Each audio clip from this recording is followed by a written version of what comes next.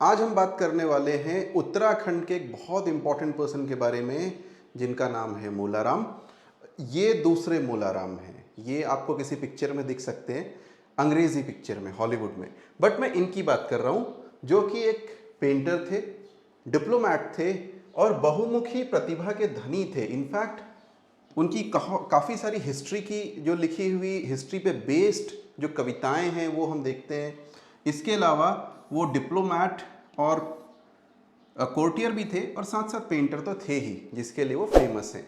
तो इनका जो पीरियड है ना, सबसे पहले बहुत लंबा रहा है। आप ये जानिए कि मैं तो कई बार क्लास में ही बोलता हूँ कि इनको उत्तराखंड का अमीर खुसरो कहना चाहिए कि आधा दर्जन से ज़्यादा लोगों के साथ में इन्होंने काम किया जो कि टॉप पोस्ट पे बैठे हुए थे गढ़वाल में।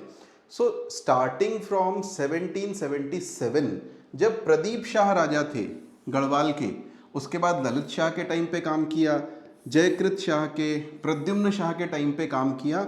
और यही नहीं, जब गोरखा रूल आया 1804 से लेकर के 1815 तक, उस पीरियड में अभी एक्टिव थे, तब भी काम कर रहे थे। और साथ ही साथ गोरखा रूल जाने के बाद जब सुदर्शन शाह का रूल आया, उस पीरियड में भी ये एक्टिव रहे और उन्होंने उस पूरे पीरियड का, जो कि गढ़वाल के सिविल वॉर से लेकर के टिहरी स्टेट की स्थापना तक का है, उनका जो लिखा हुआ है उस पीरियड का बहुत ही इंपॉर्टेंट सोर्स ऑफ हिस्ट्री भी हमारे लिए मिलता है। तो कहाँ से कहाँ तक इन्होंने देखा वो आप देखिए। अब ओरिजिन कहाँ से हुआ, कहानी सबको पता है, सुलेमान शिकोह की। 1658-59 का पीरियड था। उस समय पे जब शाहजहां, जो कि मुगल किंग था, वो बीमार पड़ गया और उसके बेटों में आपस में लड़ाई होने लगी कि मैं अगला राजा बनूंगा। तो औरंगजेब एक तरफ, दारा शिकोह एक तरफ, बाकी एक दो लोग और लड़ाई कर रहे थे, बट मोस्टली औरंगजेब और दारा शिकोह। इनमें से औरंगजेब ने दारा शिकोह को डिफीट कर दिया। अब दारा शिकोह का जो बेटा था उसका नाम था सुलेमान शिकोह। सुलेमान शिकोह वहां से भागा और भाग करके वो पहुंचा गढ़वाल में, और गढ़वाल के राजा से उसने बोला कि मैं यहाँ पे रहना चाहता हूँ क्योंकि मुझे औरंगजेब से जान का खतरा है, आप तो राजपूत हो, मुझे बचा लो। और उस समय पे एक माना जाता था कि राजपूत अपने शरण में आए हुए लोगों की रक्षा करता है। तो ये आया और गढ़वाल के राजा ने, अगेन ये होमवर्क है आपका, कौन राजा था उस समय पे, उसने बोला ठीक है भैया तुम यहाँ पे रह जाओ। वो यहाँ पे रह गया। अब कहानी अलग है कि मेदिनी शाह बाद में उसको लेकर के औरंगजेब को दे देते हैं। सुलेमान शिकोह तो ख़त्म हो गया, लेकिन अपने साथ में वो जो दो पेंटर्स लेकर के आया था वो यहीं रह गए। एक था श्यामदास, दूसरा उसका बेटा केहर दास। ध्यान रखना केहर दास है, कई जगह इंटरनेट पे हरदास या किताबों में भी हरदास लिखा हुआ है, गलती से भी मत पढ़ना। लोग बिना फैक्ट चेक किए ना अपनी किताबें और नेट पे डाल देते हैं। केहर दास नाम था। तो केहर दास, श्यामदास, इनकी ही फैमिली में मिड 18th सेंचुरी में होता है कौन, मोलाराम। मिड 18th सेंचुरी का मतलब अराउंड 1750। कई जगह पे 1733 लिखा हुआ है, मुझे लगता है कि वो करेक्ट नहीं है। जो आनंद कुमार स्वामी ने अपनी किताब में लिखा है, उन्होंने लिखा है 1760, जो ज़्यादा सही लगता है। बट एग्जैक्ट ना पूछा जाना है, नहीं आपको याद करने की ज़रूरत है। बस इतना जान लीजिए कि किसी पीरियड में मिड 18th सेंचुरी में ये पैदा होते हैं।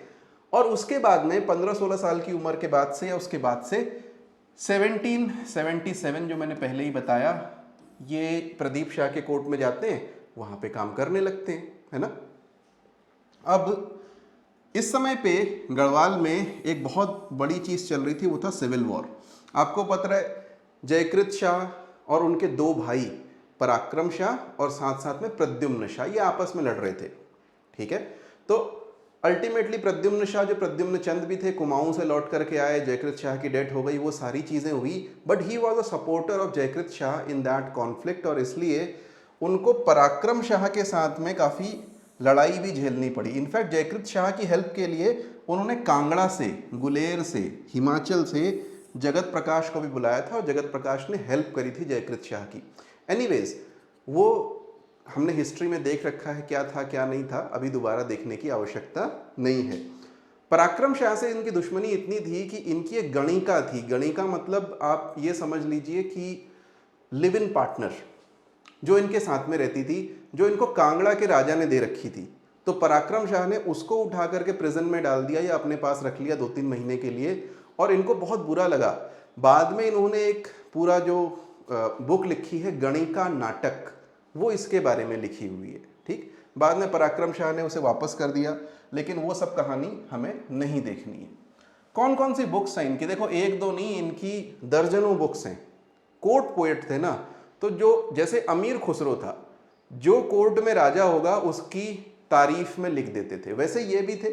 भाई करना क्या है, जो राजा बन गया या जो इंपॉर्टेंट पर्सन है उसकी तारीफ में लिख देना है, तो ये भी ऐसे ही करते थे। जैसे कुछ किताबें गढ़ राज्य वंश, इसको गढ़ राज्य वंश का इतिहास भी कहते हैं, ये काव्य है, कविता है, एपिक है। इसमें उन्होंने जितने भी गढ़वाल की में इंपॉर्टेंट राजा हुए हैं उनके बारे में कि उन्होंने क्या क्या किया अपने जीवन में, ये बता रखा है। तो उनकी वंशावली से लेकर के उनके इवेंट्स जो कुछ भी हैं वहाँ हमको पता चलता है, एक कोरोबोरेटिंग टाइप का सोर्स है।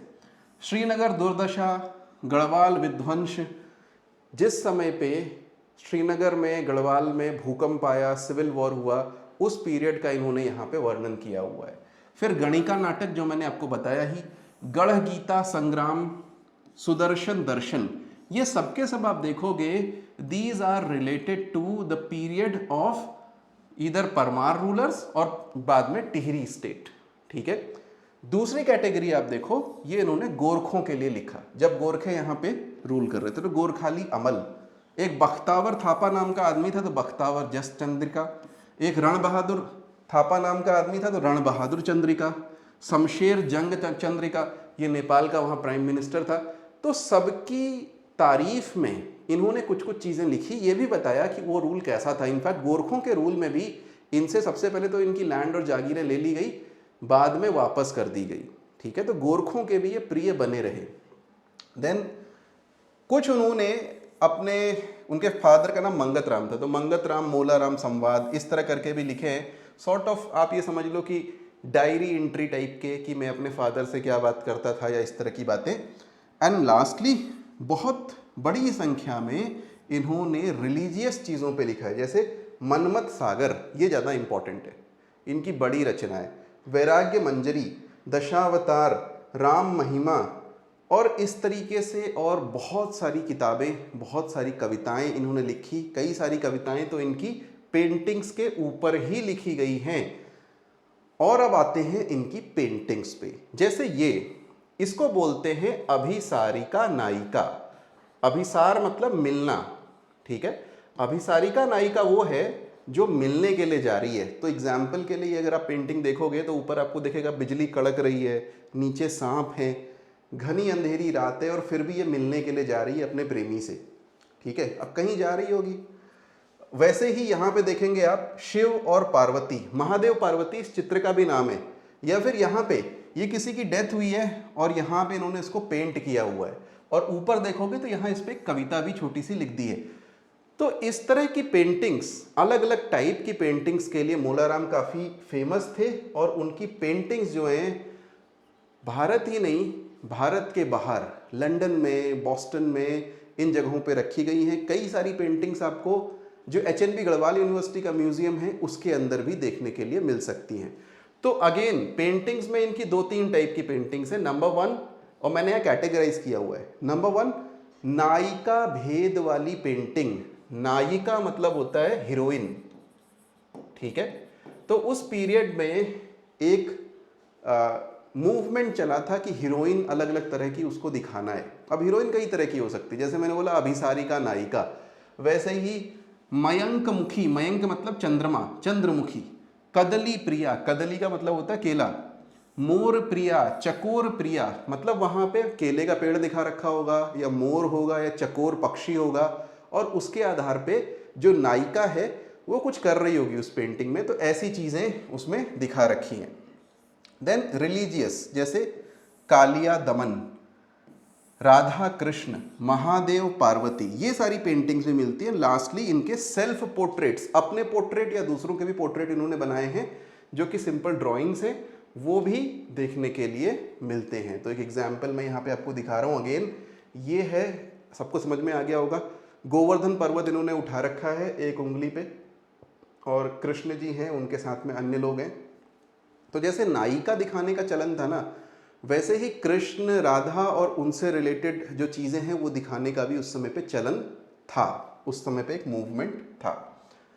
अब रीडिस्कवरी कैसे हुई? सबसे पहली इसकी रीडिस्कवरी करी मुकुंदी लाल ने, लेकिन मैंने ऊपर तो लिखा हुआ है आनंद कुमार स्वामी। तो हुआ क्या, 1909 में मुकुंदी लाल ही was a student of BHU, Banaras Hindu University में पढ़ते थे, और उनके टीचर थे आनंद कुमार स्वामी। तो वो कुछ पेंटिंग्स वगैरह लेकर के गए, उन्होंने एक रिव्यू वहाँ पे छपता है, उसमें वो पेंटिंग्स भी छापी, उसके बारे में लिखा। तो आनंद कुमार स्वामी ने बोला अरे दिखाओ ये तो बड़ी अच्छी पेंटिंग्स हैं। वो पेंटिंग्स उनसे परचेस कर ली, उन्होंने अपनी बुक में मेंशन किया है। आनंद कुमार स्वामी की बुक है राजपूत पेंटिंग्स।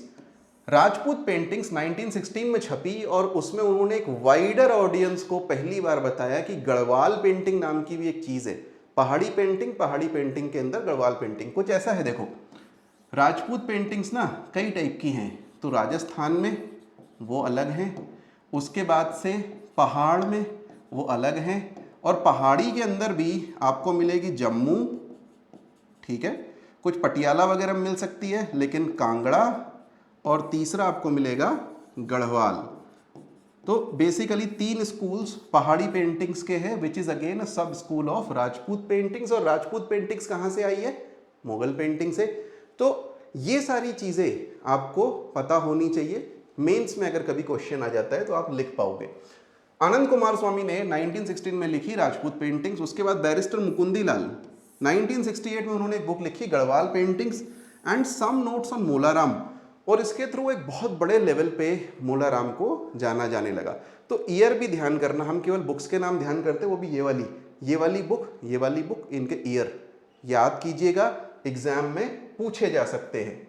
अब उनके जो स्टाइल है उसका इन्फ्लुएंस क्या था? जो शुरुआत के उन्होंने, आप ये समझ लो लगभग 30 साल की जो पेंटिंग्स बनाई है ना, वो मुगल पेंटिंग्स से ज़्यादा इंस्पायर्ड हैं, जो उन्होंने खानदानी सीखी थी, जिसको गढ़वाली कलम इस नाम से जाना जाता था। तो मुगल जो पेंटिंग है वो उसी तरीके से बनाते थे। 1790s में क्या हुआ कि गुलेर, कांगड़ा से यहाँ के जो राजा थे प्रद्युम्न शाह, उनका विवाह हुआ वहाँ की राजकुमारी से, और वहाँ से कुछ पेंटर्स उत्तराखंड में आते हैं 1790s में। और उसके बाद में इस स्टाइल का भी प्रभाव आपको मोलाराम की पेंटिंग पे, गढ़वाल पेंटिंग पे देखने के लिए मिलता है। ऐसा ही नहीं, मोलाराम के बाद आत्माराम उनका बेटा हुआ, उसने भी पेंटिंग्स बना रखी हैं। तो यहाँ पर जो प्रभाव है मुगल्स का तो है ही है, उनके अलावा भी देखने के लिए मिलता है। Thank you very much. आगे भी इस सीरीज में कुछ ऐसे वीडियोस लेकर के आपके सामने आऊँगा। I hope you like this. Please subscribe and please keep watching.